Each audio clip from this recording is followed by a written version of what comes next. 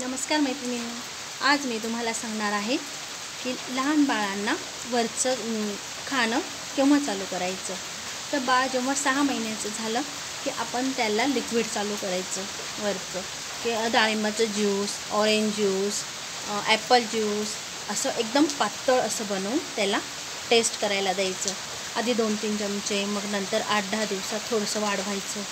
आणि जेव्हा बाळ 7 ते 8 महिन्याचं होतं तेव्हा त्याला थोडंसं घट्ट खायला द्यायचं, म्हणजे तांदळाची पेस्ट द्यायची, डाळीची पेस्ट द्यायची, नागलीची पेस्ट द्यायची, थोडी घट्ट द्यायची।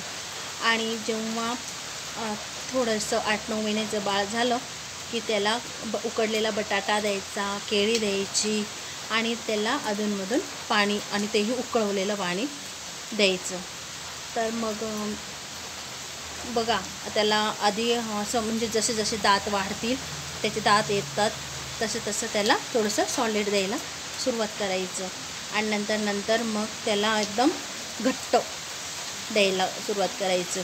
असं काही नाही की त्याच्या हिरड्या पण एकदम पॅक झालेल्या असतात, हिरड्यांनी पण तो खाऊ शकतो। त्याच्यामुळे त्याला असं 6 महिन्याच्या पुढे हळूहळू पदार्थ चालू करायचे। तर माझ्या व्हिडिओला लाईक करा आणि माझे चॅनल सबस्क्राईब करा, माझा व्हिडिओ शेअर करा। थँक्यू।